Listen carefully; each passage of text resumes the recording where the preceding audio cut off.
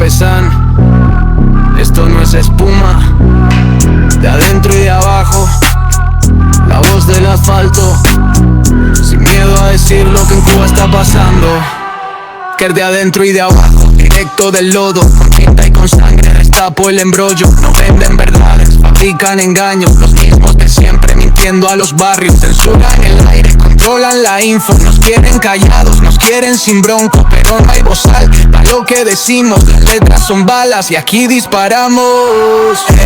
Ey, prende la llama, se cae el teatro, no cubro sus tramas. Desde el subsuelo traemos el peso pa' que toda Cuba despierte del sueño. Dentro y de abajo, contando verdades, que tiemblen los falsos, que rueden culpables. La calle nos habla, nosotros disparamos. Pluma de fuego, verdad sin candado. Boom, explota la crónica. Los que mandan nos ven como incomoda. Nos temen porque no compran mi voz, ni con billete ni con regalos. Palabras que hieren, abren heridas, titulares que duelen, son pura dinamita. Nos ven como guerra, nosotros noticia. Mientras se esconden contamos su ruina. Ey, prende la llama, se cae el teatro, no cubro sus tramas. Desde el subsuelo traemos el peso pa' que todo el mundo despierte del sueño. De adentro y de abajo contando verdades, que tiemble el tirano, que rueden culpables. La calle nos habla, nosotros disparamos. Pluma de fuego, verdad sin candado.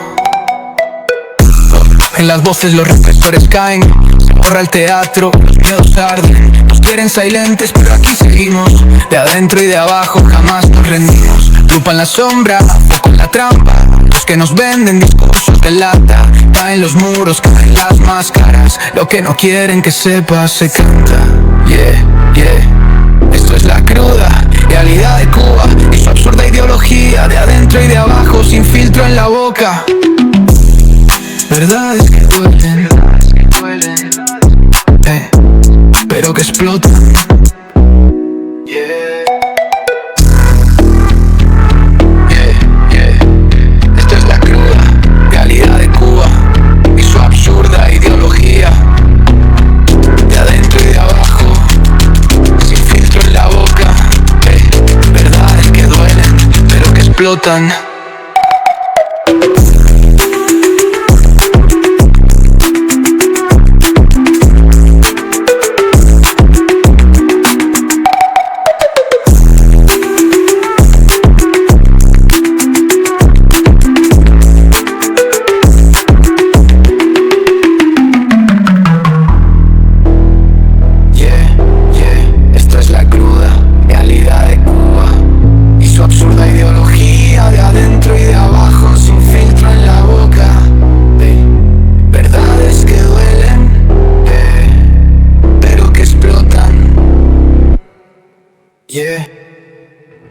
Bueno, sí, Cubanos de Adentro y de Abajo está en Miami en estos momentos por el canal y como que la historia hay que recordarla y hay que traerla a la realidad que se vive hoy, porque la historia de Cuba, cuando subió Fidel Castro al poder y tomó el poder por medio de la violencia, se encargó de un poco cubrir la historia, tergiversarla, hacer que se reescribiera una historia que no fue correcta, que no fue con la veracidad de lo que había sucedido en todo el trayecto de la lucha.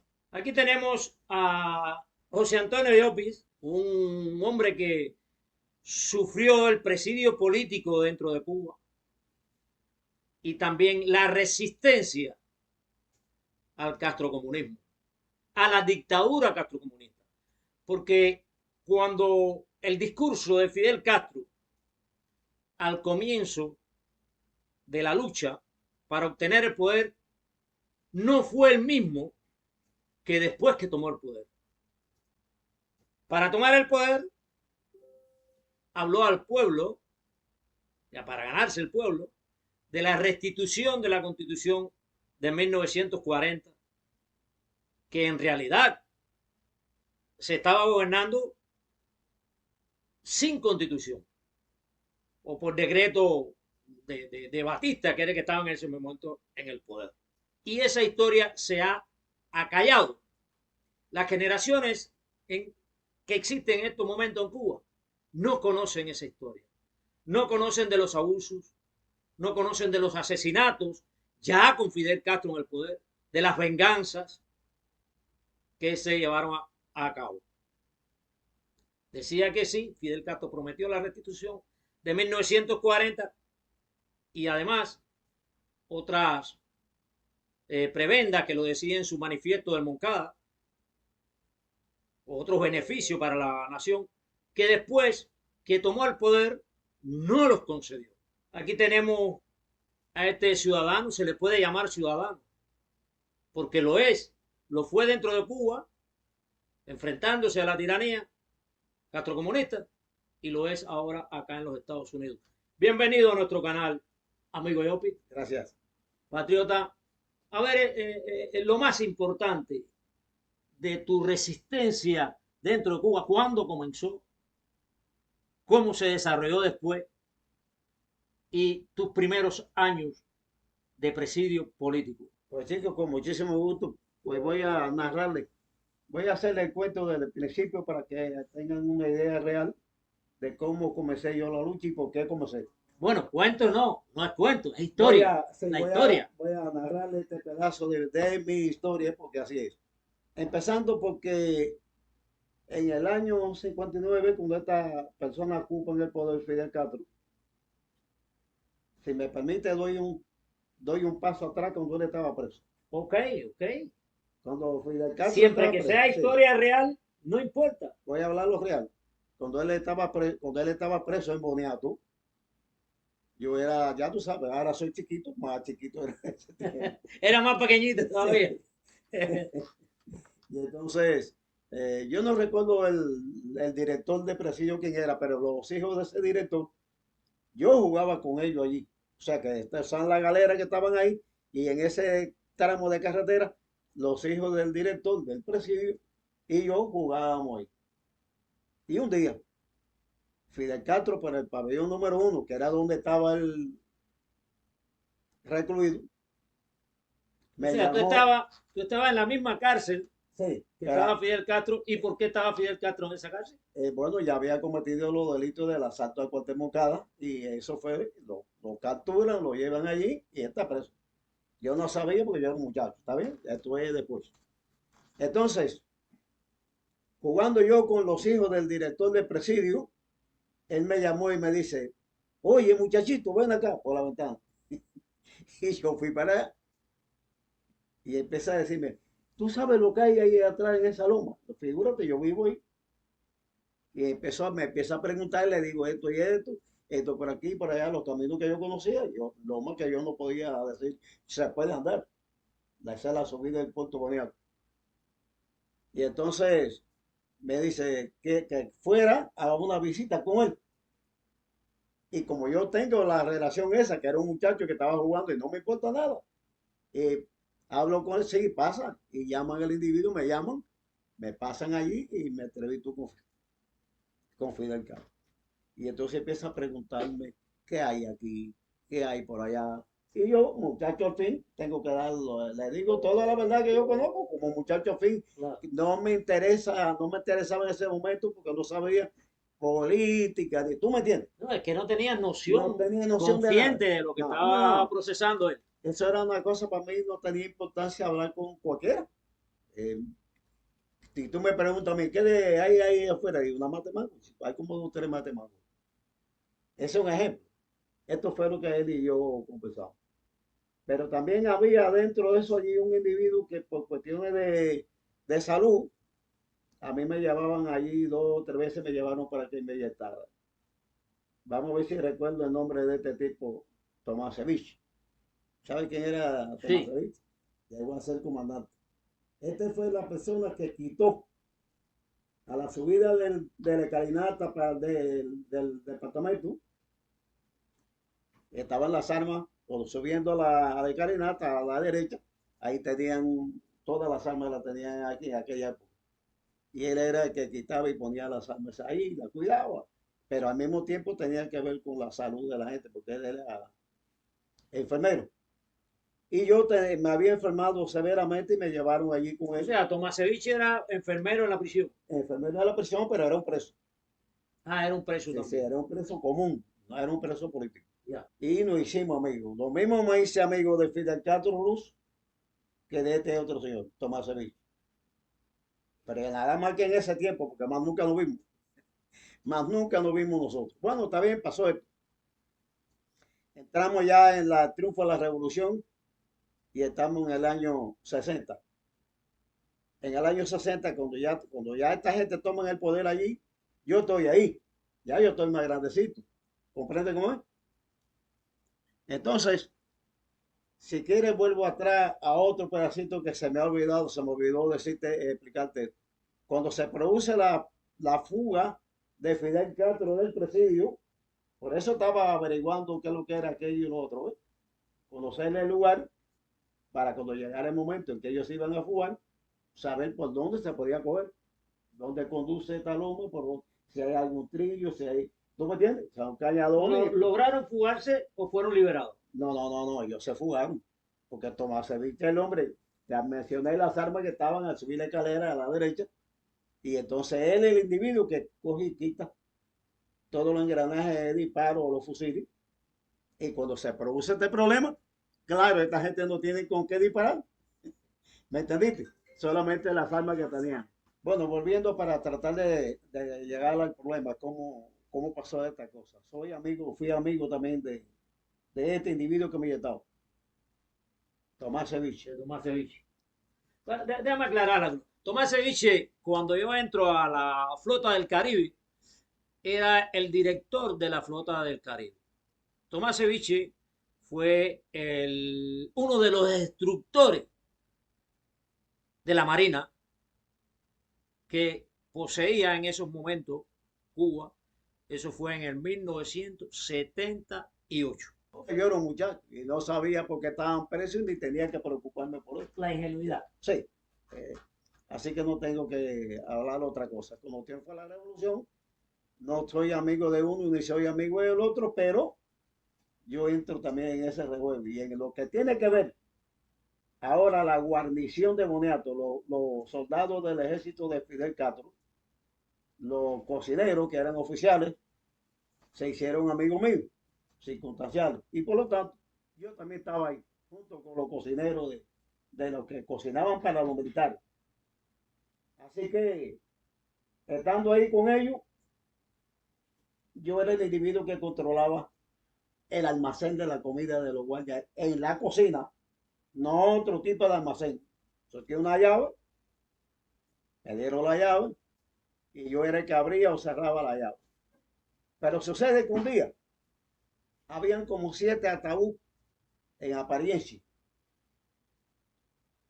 No eran ningún ataúd, eran trozos de madera con un hueco en el medio, ¿verdad? No eran ataúd.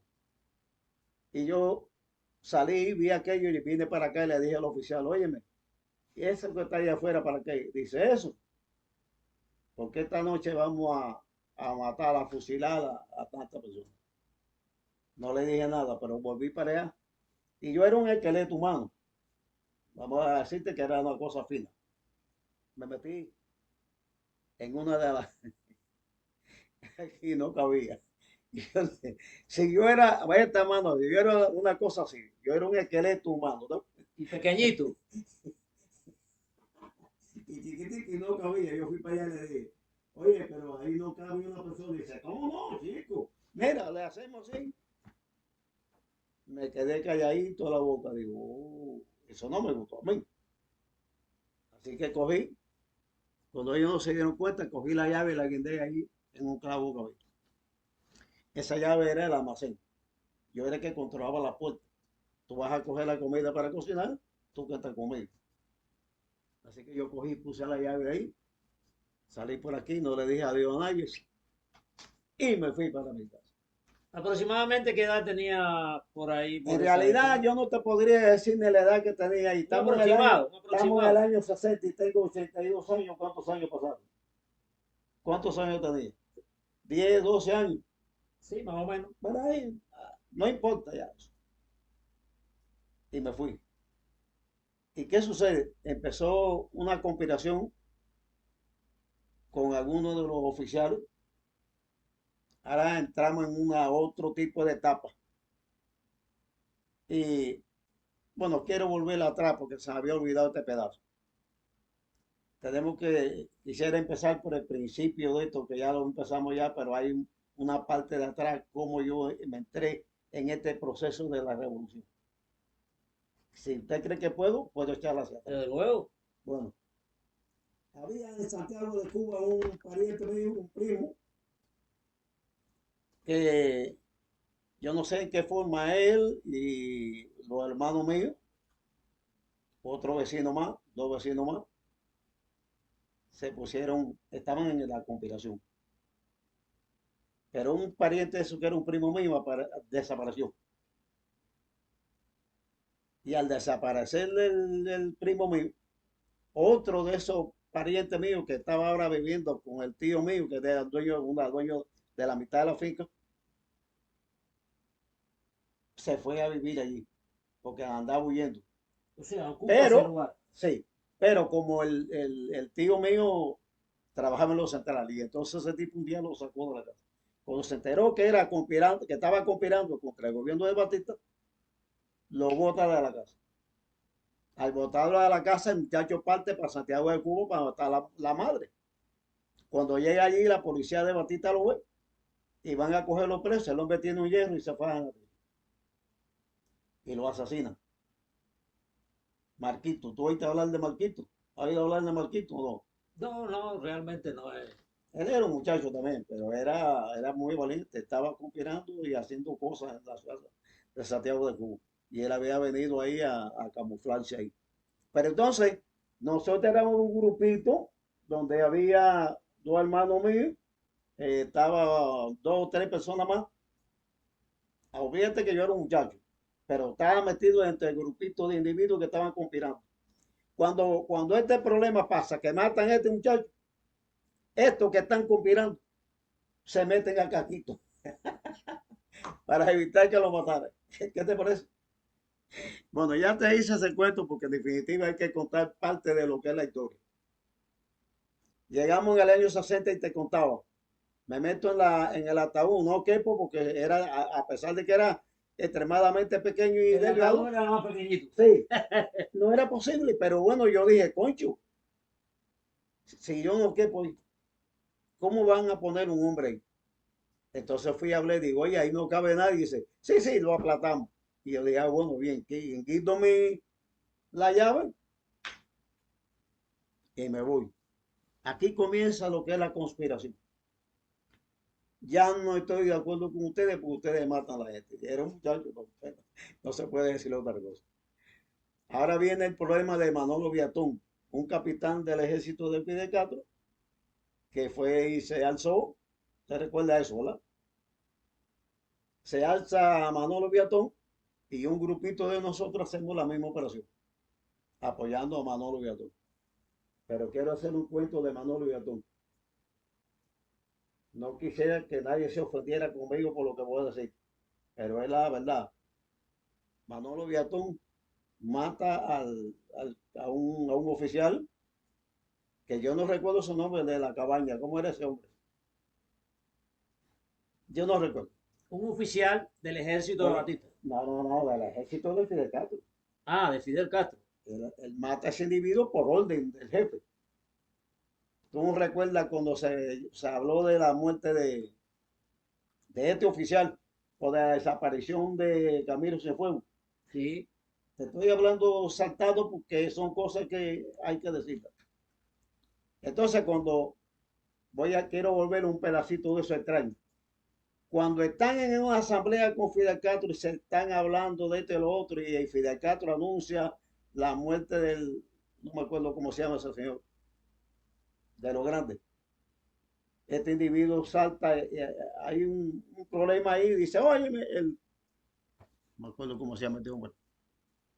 Y dijo, se paró de donde estaba la mesa, sentado allí un grupo de oficiales y le dijo, ¿di dónde? Donde estaba Camilo Cienfuegos. Y entonces lo sientan. Y cuando termina esa asamblea que Castro dio ahí, que fue una señal, cuando llega a donde, al cuartel general de los rebeldes, que era la cabaña, ¿no? ¿Qué pasó? Cuando llega allí, el que está de guardia es Manolo Viadú, capitán del ejército. El tipo le dice, tú no eres nadie para detenerme a mí aquí, ni mucho menos. Y entonces no le hace caso y arranca, pero Manolo Viadú lo coge por atrás y lo hace así. O sea, eso fue Ese es un pedazo un de oficial Ajá, del ejército de Fidel Castro, de Fidel Castro. que ellos le ordenan que fueran a detener a Manolo Villatón. No, sí, Manolo Viatón está en la cabaña. Sí, Y este otro hombre está en el lugar donde había desaparecido Camilo. sí. Y este oficial se para y dice, diga dónde lo tiene. Y entonces este tipo, ¿qué hace Fidel Castro? Así, lo manda a matar. Y entonces quitan la guardia de la cabaña y se pone de guardia nada menos que Manolo Viatón.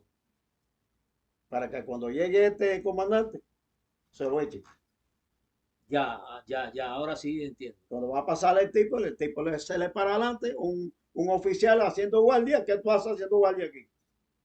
Cuando va a pasar ese, el que tiene que pararse, ¿quién eres tú para mí? Si yo soy el jefe de esto aquí.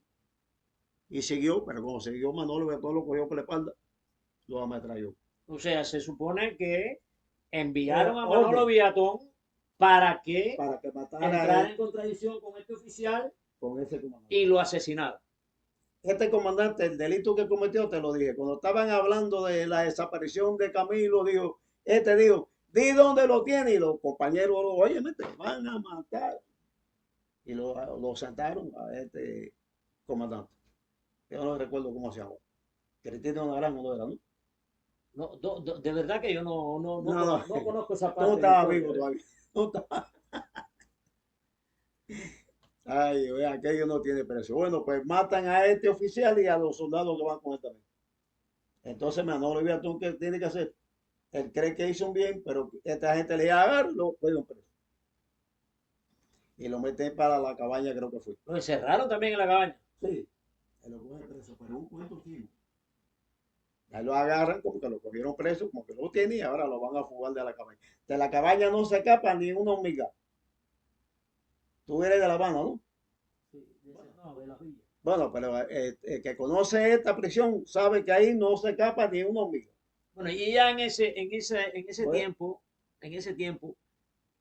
¿en qué estás no interviniendo? te estoy hablando de esto para que conozca este pedazo de historia porque Sí, es mi empiezo. tu comienzo. Cuando ya tenemos a este hombre preso en la cabaña ahí, me tira, lo fugan en una guagua, en un camión, y cuando la guagua es que lo fugan y lo mandan para la Sierra Maestra. Ahí este comandante que estaba allí también en la Sierra Maestra, que tenía un departamento de picar madera, eso que le llama, ¿cómo es? Un hacia arriba. Un asadillo allí, es que lo recibe. Ya los nombres, hay nombres que se me olvidan, ya no tengo 10 años. Y entonces pues, estaba ahí, él le dio custodia allí sin problema. Manolo Viatón tenía soldados a su alrededor, pero también tenía los hermanos de él allí. Y gente que estaban con él. ¿Y qué pasa? Conversando en una oportunidad en un bolo de madera por la tarde, Manolo Viatón no era ningún estúpido. Él también tenía soldados de él allí con un arma en la mano. Cuando Fidel Castro echó un discurso allá que empezó a hablar de que la muerte de este y de lo otro, era una señal, le mandó la señal a través de la radio que lo estaban escuchando ahí. Y rápidamente el que estaba dirigiendo el acerrío aquel que había allá, se hizo la gestión para pararse, pero el que tenía Manolo Viatón, que parece que él sabía algo, parece que él se olió algo, nadie puede decir eso, lo cogió y se lo echó. Y Manolo Viatón no le queda más remedio ahora que coger la Sierra Maestra. Ahora coge la Sierra Maestra En en contra, contra aparentemente, del Castro comunismo. aparentemente, no es la cosa como se dijo. Esto es aparente, no es verdad. Entonces Manolo Viatón, Bueno, habíamos quedado, ¿sabes dónde quedamos? Bueno, sigue contando entonces. bueno, cuando quedamos en el problema de Manolo Viatón ahora, mata a este individuo comandante que estaba a cargo Le hace río. de la CRI. Y tiene que alzarse mismo, se alza el hombre, de mentira. Pero todo esto viene, esto es un engranaje comunista. De No perfidias, se de sabe, traiciones, de supuestas traiciones, no se de, sabe, no se sabe la razón por qué pasa esto para que maten al comandante que está ahí. de enemigos enmascarados. Ese no se sabe. Porque Manolo Villatón en realidad nunca se opuso al gobierno de él, que él era un capitán. ¿Está bien? Él se pone en ¿Y por contra qué de tú él afirmas, por qué tú afirmas que no se opuso nunca a este gobierno? porque él era del gobierno. Lo que pasa es que lo engañaron. Él mata a este individuo porque está engañado. ¿Sabe Dios qué problema había entre el comandante que estaba allí y Fidel Castro? O sea, yo no te lo puedo decir porque no lo sé. Yo lo que sí sé es que esto fue un engaño. Manolo Villatón no estaba en contra del sistema. Pero tiene que haber, el comportamiento de Manolo Villatón tiene que haber dado una seguridad. ¿Por qué tú afirmas que no estaba en contra del sistema castrocomunista? Vamos a ver en el curso de lo que te estoy explicando cuál era la complicidad. Ok. Entonces ahí comienza una persecución ahora. Mete todo el ejército que tú sabes y conoces en la Sierra Maestra a perseguir a Manolo Villatón. Y nosotros, que ya estábamos en la conspiración, aquí tenemos que apoyar a un capitán que se había alzado contra el gobierno pues, y que mató a un comandante y que bueno, vamos a apoyar. Y nos lanzamos. Y ahí comienza nuestra odisea. O sea, tú también Sí, sí, ya te incorporaste a la lucha armada exactamente. Y en entonces, contra del pero castrocomunismo. no solo yo, un paquete más. Pero ya tenía Fidel Castro preparado también en la sierra. Otro individuo que no recuerdo el nombre, pero que yo tengo que acordar. Este, nosotros fuimos víctimas en este caso. Allí hay otro tipo que también era uno de los oficiales del gobierno, que tenía su campamento ya, y para allí fuimos nosotros. Entonces, estaba en una loma, teníamos que bajar para allá o bajar para la calle y estar en una loma con fuerza. Ahí llegamos. Fue a dormir. Pero a la hora de tú irte a orinar afuera, tenía un tipo con un arma en la mano. Guardia. Sí. Y entonces tú decías, bueno, ¿por qué si yo voy allá afuera a orinar? Porque no, tiene que salir, no era patio, aquello era improvisado. Sí. Tiene que haber un guardia con un hierro en la mano apuntando. Y entonces lo que ya éramos un movimiento dentro del país, que estábamos allí, empezamos a darnos cuenta, oye, aquí hay un problema, aquí hay un y hay un individuo que murió aquí de esa causa. Le dijo al oficial, oye, yo voy a, como si fuera un baño, voy a hacer caca allí. Ah, sí, fue. Él fue a hacer caca allí, pero cuando llegó allí, que se metió detrás de una mata, se afincó y ahí mismo, ahí vino, ahí mismo empezó lo que es la guerra entre ellos y nosotros. Empezamos a salir huyendo, todos pudimos huir. En la bronca aquella se dispersó a la gente, pero nos cogieron. Nos cogen, a la mayoría nos cogieron ahí y nos meten para una cueva. Y de esa cueva nos pasan a otra cueva. Ahora dentro de esa una cueva hay un tipo que es un espía comunista y dijo un verso que nunca se me olvidó, porque ese sí lo tengo grabado. Se me pierden los nombres de la gente, pero ese no se me olvidó. Y te voy a decir lo que decía él. Él estaba haciendo el cuento para que nos lo viéramos todos en la cueva. Y decía, era una noche oscura cuando yo y dos de mis amigos caminábamos sentados por el... De pronto, un muerto vivo. No, no, no. Alé por mi afilado cuchillo sin mango y sin filo y quizás de atravesar el corazón. Y el muerto se paró y me dijo, me mataste sin vergüenzón. Esto fue un cuento chico. Las personas mayores, algunos de ellos, entendieron ese mensaje. Pero yo era un muchacho, yo no entendí el mensaje, pero hice lo que hicieron los demás. Tratar de huir. Así que trato de huir y soy capturado. Me llevan para los tribunales, Eso Santiago de fue en Cuba. el año 60, 1900. cuando yo no recuerdo ya, 60, sí, 60 fue, 60. Y nos llevan a los tribunales. Manolo Viatón es capturado. Te voy a explicar cómo capturan a Manolo Viatón. Yo no te puedo decir exactamente cómo se llamaba el lugar porque yo no había andado en la sierra. ¿Tú me entiendes? Yo soy de aquí, de la orilla de Santiago de Cuba. Entonces, Manolo Viatón tiene encuentro por aquí, tiene encuentro por allá, le tiran un ejército nombre atrás para cogerlo. Y en definitiva, llegamos a un lugar de un camino. Vamos a decir que estamos aquí, así para allá. Y ahí esta mano, a la mano derecha, había una casa que se le había dado candela. Y ahí mismo nosotros hicimos guardia. Esto es para terminar. Nos metimos ahí con la mochila por aquí y los saquitos por allá, no, pero con las armas en la mano. Y entonces Manolo Viatón salió para hacernos recoger. Fíjense bien, para buscar comida. Esto es lo que le estoy diciendo. Se quita el hierro de arriba y lo pone en una esquina de la casa que está quemada. O sea que no hay casa ninguna. Eso es un lugar nada más que para pasar el rato ahí. Pero él ahora va a salir a buscar comida, muy sospechosamente. Entonces el revólver, el equipo que tenía, el fusil también, y lo pone en una esquina porque regresa. La hamaca tampoco. La gente está dormida. Las puertas están en la calle. ¿Quiénes son los que salieron a hacer guardia? Te digo después porque ahora, si te lo digo ahora, te voy a adelantar un paso. Sale Manolo Viatón con, con la idea que le dijo a la gente que era para buscar comida.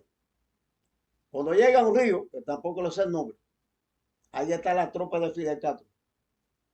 Y lo agarran ahí. Es mentira, eso no lo cogieron, pero eso era una película. ¿Me entendiste? Esto fue una película que hicieron ellos. Entonces Manolo Viatón se faja con el tipo que lo coge. Aparentemente una pelea, se supone. Ruedan por el suelo. El oficial viene y le mete los dientes por aquí y le arranca un pedazo todo. No sé si ustedes vieron la foto de Manolo Viatón con una cruz blanca aquí que le pusieron un tape por aquí. Se lo comió. Entonces, el que está de guardia, todos los que estaban de guardia eran agentes especiales de G2. ¿Qué te parece? Te estoy hablando de esto para que vean cómo comienza la traición en el país. Porque no solamente es que estuvieran trabajando para Fidel Castro, sino que Fidel Castro dice, cuando este mate a este, tú matas a ese. ¿Me entendiste? Es un rejuego. Y los estúpidos éramos nosotros, que no sabíamos el rejuego. Esto lo sabemos cuando pasa el tiempo. Todo realmente era una lucha por el poder. Sí, no creo que sea por el poder. Bueno, pues el de Fidel Castro. Claro. El poder de Fidel Castro. Y esto no eran más que instrumentos para poder capturar a la gente que estaba en contra. Esa es la raíz Sí. de lo que existe hoy en Cuba, que solo interesa el poder, Bueno, no interesa el pueblo. Es no la raíz. Ahí fue donde eso mismo. germinó ese tipo de... Desde ahí viene toda esta tradición de que nosotros estamos viendo. Que usted conspira con este, allá el tipo chivato ahí. Te cuento después un tipo que fue guardia del gobierno de Batista y cae preso con nosotros en ese mismo tiempo también. Y se convierte en un agente estúpido a favor del comunismo. Pero me interesa qué sucedió con Viatón. Manolo Beatón al capturado, lo meten. Ya tú sabes que le dieron un dentazo y le arrancaron un pedazo. Le ponen un tape, lo llevan para Santiago de Cuba, lo meten en la marina. El día de juicio lo sacan a él. Ya nosotros estábamos allí. Él estaba encerrado. Y nosotros aquí nos están haciendo juicio. Entonces están los hermanos de él, la hermana de él, los hermanos de él también están presos allí. Uno de ellos estaba preso junto conmigo después en Torrent. Yo te cuento ese pedazo. Entonces, ya nos capturan. Vamos a juicio. Mi abogado defensor, un gran individuo, un gran abogado, tipo capacitado de verdad para defender. Te digo cómo trató mi asunto allí con yo. Cuando me llaman me ponen un médico, va a verme, me quita la camisa, me levanta los brazos, me mira por aquí, por acá, la edad que tenía, dijo el individuo que estaba entre los 14 y los 15 años. Fíjense la cifra. Entre 14 y 15 años. Esa era mi edad en esa época. Entonces, por tener esa edad, me manda para Torrey. Mayoría de edad. ¿Cuánto me pusieron? No te puedo decir si me pusieron 14 o me pusieron 15 años. Mayoría para Torrey. Pero volvemos al caso de Beatón. Manolo Beatón lo llevan a juicio. Ya nosotros donde estamos ahí. Y lo condenan a muerte. Fusilan a Manolo Beatón. Siendo un individuo que estaba a favor de Fidel Castro. Pero Fidel Castro no quiere prueba de que tú me tienes. Elimínalo también. Ese mata a aquel, mata a este también. Y todo el que él creía que quería, no, que estaban trabajando con él, se lo echaron por aquí. Sí, así, ese era su método, ir Su método. eliminando unos contra otros Exacto. y para eso sostenerse en el poder. Porque si yo te mando a matar a este señor y tú lo matas, tú puedes matarme a mí también. Es Por lo una, tanto, hay que acabar contigo y hacer una cadena. un procedimiento mafioso. Exacto. Entonces te digo el desarrollo de los abogados en aquel tiempo. Tenía un gran abogado yo, de apellido, déjame ver cómo se llamaba ese, era un moreno él, se me olvida el nombre también. Y viene este individuo a la hora de defenderme, le digo al tribunal, solamente comenzó con esta frase: en cuanto a mi defendido, Antonio Yo de la Cruz, nada tengo que decir. Salta un abogado, un moreno viejo ya, pide la oportunidad y le dan el derecho a inmiscuirse, que no era mi defensor. Y dijo: señor presidente y señores de la sala, el que hace, como es como si hiciera, el que hace un cuento hace dos y hace tres, ¿verdad? Eso fue lo que dijo el individuo. Así que hice una maraña de esta que ya tú sabes, son muchos años que ha pasado, pero más o menos mantengo ese ritmo. El que hace un cuento lo hace dos veces y lo hace tres veces. Parecido. Y por lo tanto, me mandan a mi patrón.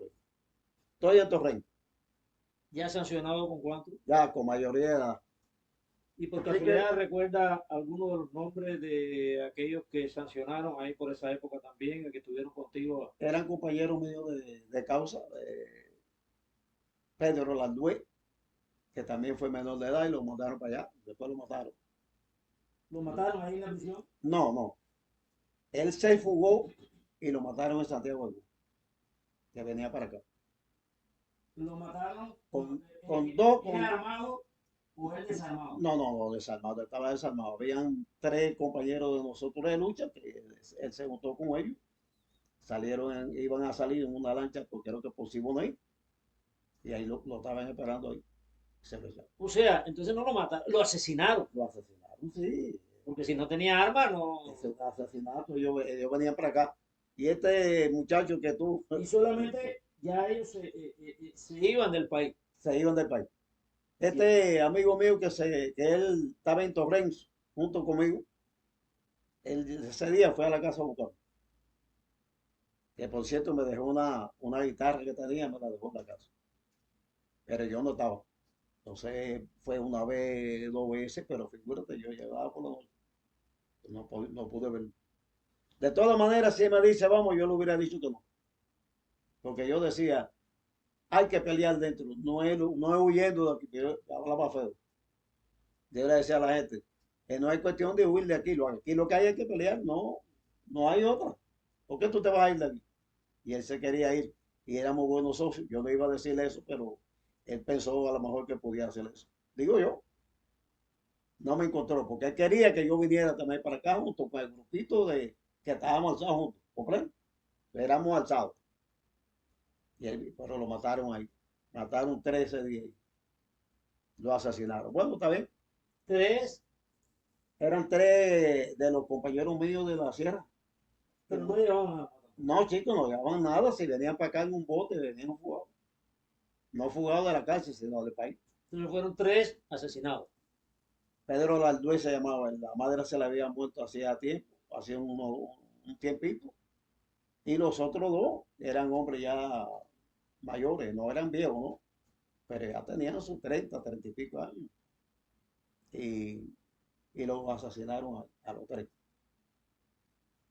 Yo en ese momento no estaba metido en ese problema, por lo tanto no me cogieron, pero a la larga me capturan y me echan 10 años por la causa. Voy para el presidio de Boniato para volver para allá, para Torrent.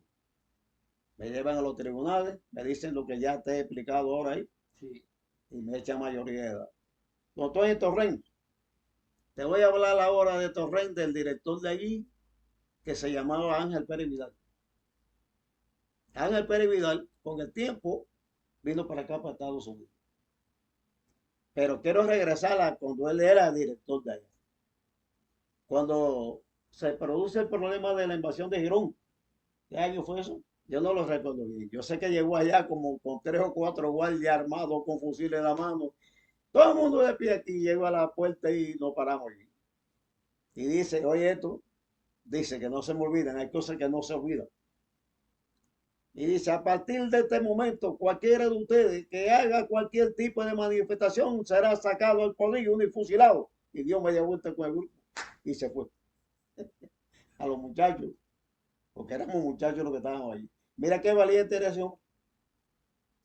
¿Qué tú crees que hizo con el tiempo el hombre? Vino para acá saltando esto que estamos haciendo.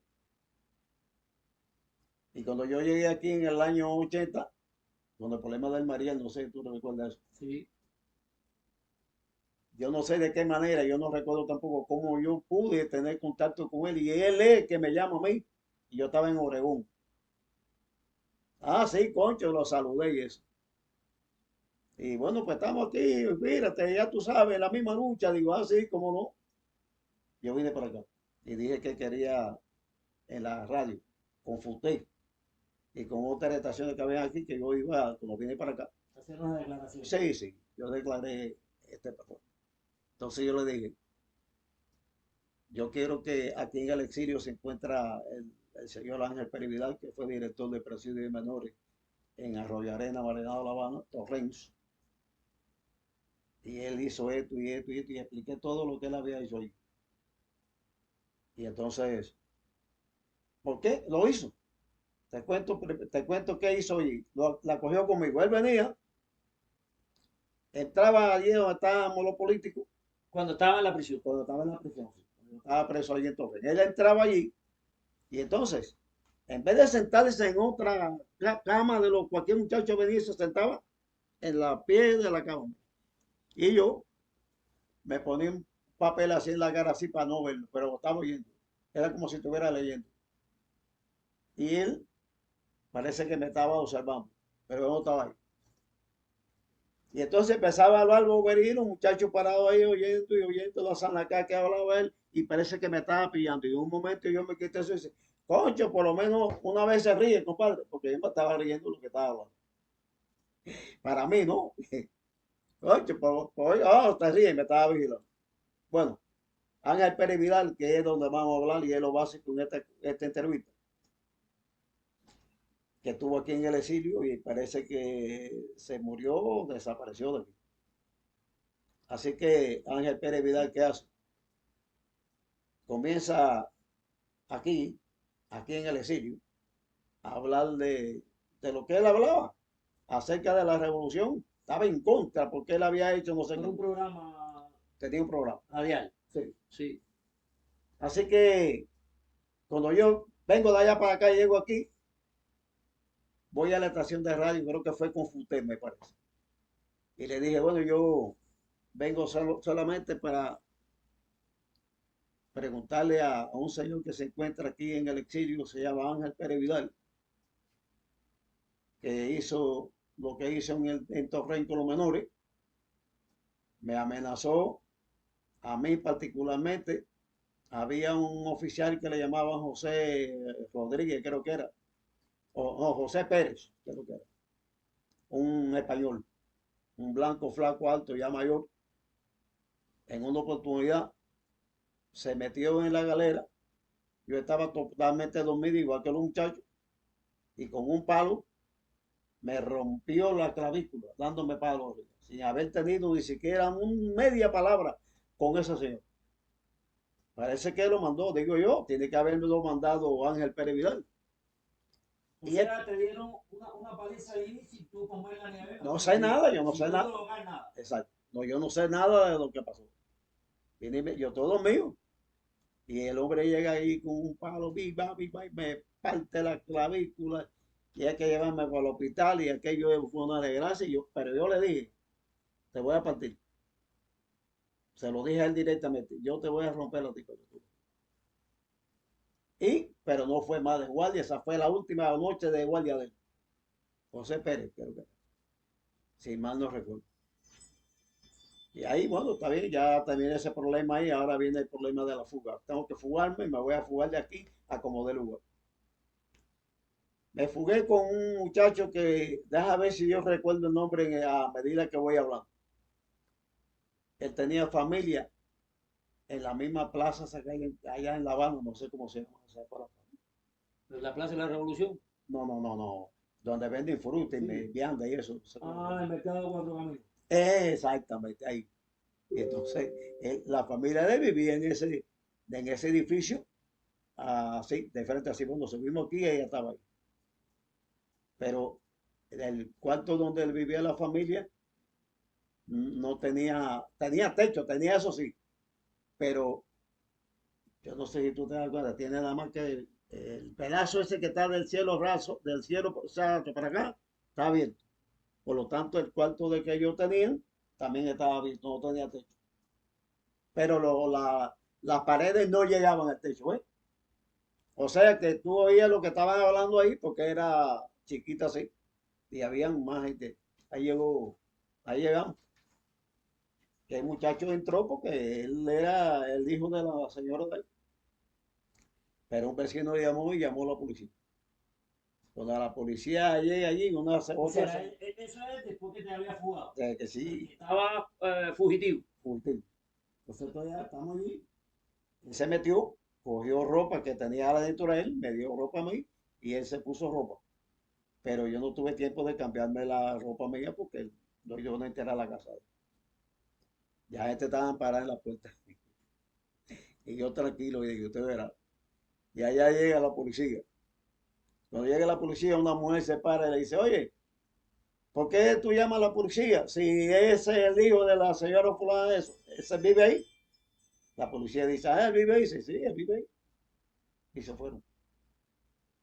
No dijeron que éramos presos y nada de eso, sino que habíamos una gente que habíamos entrado allí. Así que por eso no hicieron nada, porque salió una mujer también. Él vive ahí, no hay ningún problema porque él vive ahí, el otro muchacho. No recuerdo el nombre de él, pero éramos buenos.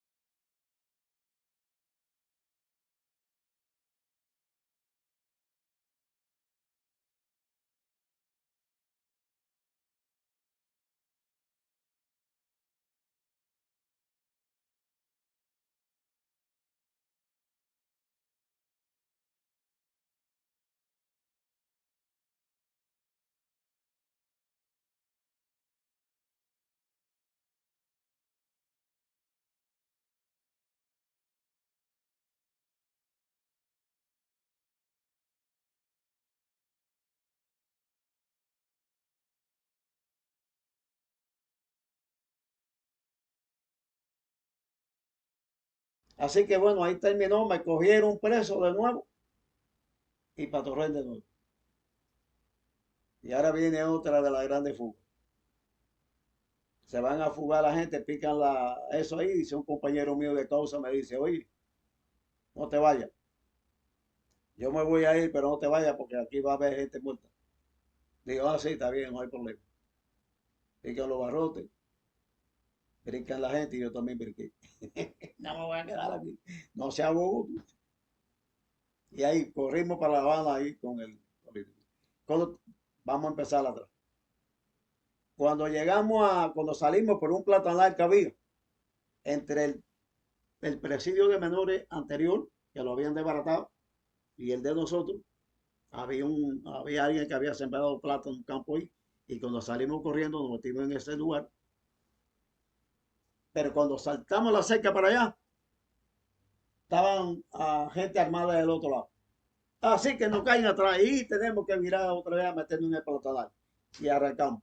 Y los tipos atrás tirando tiros. Pero no, yo no creo que sería directamente, ¿no? Porque yo no me sentía bing, bing, pero yo no vi una bala picarme cerca ni nada. Yo lo que sé es que el amigo mío va adelante. ¿Estás hablando de la primera fuga Te estoy hablando de esta fuga de Torreña ahora, sí. o la última? Esta fue la última. Ya. Ya no hay más fuga. Entonces, él va adelante y yo voy atrás. Y cuando vamos corriendo, viene el tipo tirando tiros y parece, mi papi! Pero parece que no nos tiró a dar. La cuestión es, que como el socio mío va adelante, yo llego hay un cañaveral de lado allá, que hay un poco de mata de hierba grande. Eh, y él me cogió, cuando yo pasé, me cogió y me tiró para la hierba. Pero ya me fui. Cuando él me tira a mí por la hierba, yo pierdo el conocimiento. Oye, esto por la carrera. Totalmente. Y ahí estoy. Yo no sé el tiempo que pasó, porque ya era casi de noche. Y yo me despierto y digo, oye, dice, no, mira por dónde va el policía. Estaba llegando al cañaveral que estaba por allá. ¿Y qué pasó? No, perdiste el conocimiento, porque me da eso ahí, yo perdí el conocimiento. Me fui. ¿Cómo le llaman eso? De mayo, ¿no? Mucho correr, mucho correr y perdí me caí muerto, como que te dice. Bueno, de todas maneras logramos salir de ahí. Pero de todas maneras también nos capturaron. ¿Está bien? Estuve en la casa había un tipo que era, mucho, yo no recuerdo ese hombre. Era un moreno, el que siempre estaba en la televisión, un moreno gordo, chico. ¿Cómo le llamaban? No te sé decir. Ya te digo yo, en esa época era muy jovencito. Yo no sé, llegamos ahí, el tipo nos dio y él se fue. Nos dio el departamentico que tenía y dormimos esa noche ahí. Bueno, y yo voy a parar en definitiva ahora, voy directamente a parar. Vas a ver cómo se llama ese lugar, cara. Se me olvidan los nombres, chicos. No importa, te hago el cuento. Y cuando llegamos allá, hay un compañero también de preso que estaba allí conmigo de apellido Bocanegra, que tenía un hermano en el Espino, que era oficial. Tremendo tipo. No vaya a pensar que era bueno, pero al mismo tiempo que tú crees que era el tipo. Agente de la CIA, De la CIA. del CIA y señor. Y te digo para que después te cuento ese pedacito. Entonces me llevan entramos en la casa de este individuo, que son ellos Bocanegra de apellido. Si tú lo digo, y la vieja de la casa me pone en el cuarto de ella. Y la policía, que está como 2 o 3 cuadras allí, cerca de la casa. Y la vieja me pone detrás de la cama de ella. Pero en este caso hay más de 10 soldados que son los que van ahora a custodiar eso. Y entonces vienen y cercan el territorio. Que la vieja me pone detrás de eso ahí. Y el oficial que me coge es este agente de la CIA. Y dice, no, yo soy el que lo va a llevar. Vamos, me lo tiene que entregar. Le empieza una discusión. Dice, no se lo voy a entregar, yo lo llevo porque yo fui que lo capturé. Esa es la discusión que yo estoy oyendo. Bueno, pues ya cuando amaneció, vienen los guardias que están con él y meten la mano en el bolsillo y me dice, oye, me toma, que yo quiero dinero, dándome dinero. Escucha esto, los soldados que andaban con este tipo de la CIA me estaban dando dinero y yo le dije, no, no necesito nada de eso. Es para que huyera, porque yo iba a dejar que yo huyera. Pero ahora viene la policía de allí y cerca el terreno.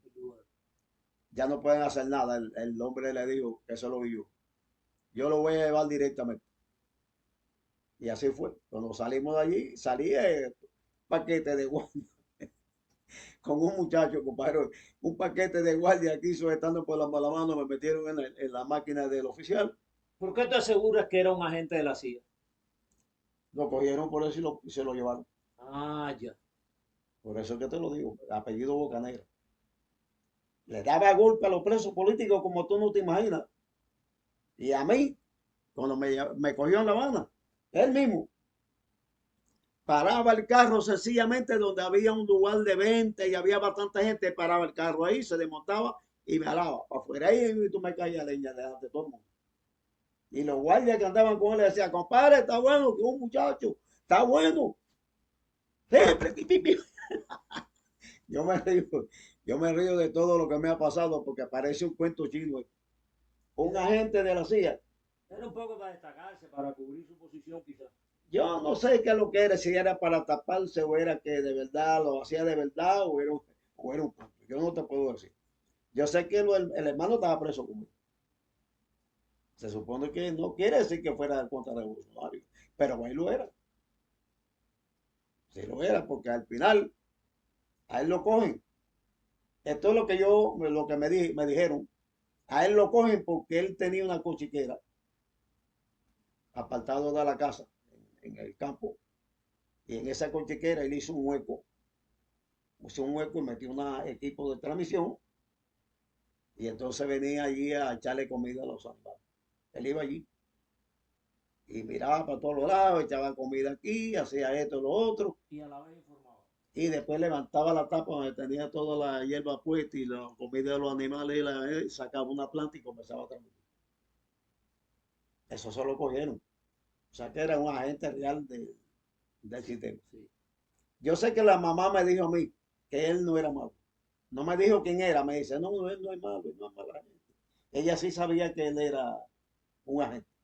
El hermano que estaba conmigo nunca me dijo a mí que el tipo era un agente. Nunca me lo dijo. Pero donde quiera que me iba, cuando me cogió en La Vega, creo que fue, ¿no? Porque él vive en La Salud. ¿Sabe dónde está La Salud? Sí, esto por acá, por el lado de San Antonio. Si yo no conozco, o sea, yo soy de allá de Oriente, no de aquí. Pero recuerdo este nombre, La Salud, ahí es donde vivía él. Que por cierto me llevaron una vez allí a donde estaba la estación de policía, estoy volviendo atrás. Y me escondieron ahí en un cobertizo de esos de caballos, donde tenían la zona, tenían todos los equipos de los animales, los caballos, frenos, montura, los vatos, y había cosas tiradas en el piso, hierba y esas cosas. Pero cuando tú vienes, vas a pasar ahí, pasaba exactamente, aquí estaba la policía y nada más había una cerca aquí y ahí mismo estaba donde yo me escondí. O sea, donde ellos me escondieron. Entonces, ahí llegaron dos tipos conmigo, que después uno de ellos estaba en Boniato Precio y nos topamos allá. Y me dice, concho, tú eres el único que se ha acordado de mí porque yo no... Y el tipo era luchador de verdad. Ese, ese venía a traerme algo de comer, algo y venía O sea, y de ahí cuando te apresan ahí, ¿a dónde te llevan otra vez? directamente para Torrén. Ahora vamos a hablar de lo que es Torrén cuando llegué a Torrén. Ya esa fue la etapa final de presidio, ya ahí presidio. no te escapaste más. No, ya no se pudo hacer más. No se pudo hacer más, no. Yo escapo de todas maneras. Yo escapé de Aún, todo. Sí, espera, después que espera. pasó eso. Después que pasó eso, yo me Después fui. que pasó eso, vuelves a escapar. Sí, ahora sí me voy a fugar y nos fugamos dos y yo te termino eso. Entonces me llevan para allá para Torrey. Y ya estamos de nuevo en Torrey y comienza una operación para podernos fugar y nos fugamos otra vez. ¿Está bien? Ahí se me contó algo que no te pude encaminar ahí. Este tipo me lleva para Torrey. El jefe de la policía de allí de la salud va atrás con dos o tres microondas también, porque ellos sacaron allí. Y entonces ellos dijeron, no, los guardias vinieron y me metieron en el medio de ellos, hicieron un ruedo conmigo hasta el carro donde me va a llevar y no permitieron que el oficial de allí me cogiera preso. Entonces me tiraron en el carro que ellos me iban a llevar, me llevaron. Y ahora cuando llego a Torrey, tenemos allí a Ángel Pérez Vidal que te estaba diciendo. Ángel Pérez Vidal, ellos le dijeron, bueno, este individuo, bueno, hablaron todo lo que tuvieron que hablar allí y me manda para el chico. No sé, tú sabes dónde está el chico. Sí, es guay. Cuando esta gente llegan y hablan y dicen, no, no, no hay problema con él, me manda para el chico. Cuando llego al chico, ¿a dónde me ponen a dormir? Delante de carpeta. Quiero volver a esto y hacer todo lo más rápido posible. Me tiran ahí a dormir en el piso, ahí en una colchoneta tirada delante del carpeta. Por la mañana el tipo me dice, hey, levantado, para afuera. Y me saca para el pasillo afuera, para el corredor. Eso está lleno de matica de flor y la pluma de agua. Toma agua allí y eso es tu problema. No me dijo que tomara agua. Así que no me dan desayuno, no me dan almuerzo, no me dan comida, no me dan absolutamente nada. Como voy a tomar agua, tómalo allí. ¿Por qué tú crees que hacen eso? Según mi cálculo, yo pienso que lo hicieron o lo estaban haciendo para provocar que yo me fugara, para poderme asesinar. De allí me tienen 3 días tirado ahí en el corredor, sin darme comida. No hay comida por aquí. Ya cuando llegue la noche que va a ser la cuarta ya, llega el oficial jefe del departamento. Y él le pregunta al carpeta, ¿qué hace ese muchacho ahí? Dice, lo trajo al periodista. Dice, óyeme, ¿ya comió? ¿Ya hizo esto? Dice, no, aquí nadie le ha dado comida y nada de eso. Dice, ya yo estoy cansado con Ángel Pérez Vidal. Vidal ya me tiene a mí un poco preocupado con este problema porque está abusando de estos muchachos. Hazme una nota ahí. Y empezó el tipo a escribirla, a decir ahí lo que Ángel Pérez Vidal le estaba haciendo con los presos comunes, con los presos políticos. Y entonces quiero que lo lleven inmediatamente para allá, para Torrey. Y le dio orden, hasta que no lo vean comer, no salgan. Y así fue, me llevaron, llegan allá y dice, no, no me puedo ir de aquí. Dice, el Ángel Pérez Vidal le dijo, si ya le mandamos a hacer comida, ya le van a dar comida, te puede ir. Dice, no, no me puedo ir porque tengo orden del jefe, del capitán, De que te diera la comida para que comiera. para que verme comer. Dice, no te vayas hasta que no lo voy a comer. Y entonces ahí habla bobería de la revolución, porque sé yo, qué sé cuánto. Y óyeme, cuando dice, pues si ya están preparando, ya te puede ir. Y por fin convencen al individuo que me llevó y me mandan a mí ahora para el pabellón de los presos comunes y me llevan hasta allí, subiendo la escalinata en el segundo piso. La primera cama que hay, cuando tú pones pie ahí, una cama sin colchonete y sin nada, ni sábana, ni nada. Era alambre solo lo que había ahí. O sea, yo me senté ahí así. Yo estaba sentado esperando que me dieran comida. No me dan nada. Y cuando llega el oficial, ¿qué hace despierto? A dormir. Aquí no hay comida para y lo único que yo hice fue así. Y me fui. Por la mañana me sacan y me mandan para la galera, donde sí, donde yo estaba anteriormente. Cuando llego allí, sale el desayuno. Tengo desespero por consumir algo, porque tenía hambre, deseo de comer algo. Ya llevo 4 días con esto. Me dan un jarro de eso de aluminio con un poco de leche, creo que era. Estaba caliente. Me tomé aquello, nada más hice tomarme un poco de aquello y ahí me hizo así. ¡Brum! Te desmayaste. Me desaparecí del planeta. Ahí totalmente muerto. Y de ahí me llevaron no sé para dónde, y para acá. Y en definitiva, voy a pararlo otra vez a la galera, me llevan para la galera inconsciente. Y ahí es donde me recupero. O sea, te llevaron para la arena inconsciente. Ahí está. Pero muerto de hambre, si llevo 4 días ya con esto sin comer nada, tomando agua nada más, y no puede vivir nadie, un muchacho peor. Eso pasó. Y entonces, bueno, pues ahora viene lo que te decía ahorita, la fuga, logro fugar, me logro fugar. Y ahí te fugas otra vez. Sí, ahora viene la fuga real. Esto es lo que te decía ahorita. Logro fugarme y logro llegar vamos a déjame ver si recuerdo de tu cara, la UPLA. ¿Tú oíste hablar algo de la UPLA? Creo que era. No, no, no. Que es un edificio que está yo no sé si en San Rafael, algo así. Yo no conozco La Habana, ¿está claro? Nada más estoy tratando de recordar eso. Yo sé que si tú lo miras así, un edificio grande que hay, como si fuera para allá así, está en este lado así. Tú vas para allá para el Trotando Ferrocarril y está aquí. Es una avenida. Ese edificio lo tenían una gente que aparentemente dice que eran como si fueran religiosos, no sé. Y un edificio grande. Entonces, ya yo había tenido noticias de que en ese edificio había una gente que tenían oficina ahí que estaban en contra del sistema, ¿no? Ayudaban a la gente. Y yo llego allí, doy mi nombre allí y me mandan a pasar.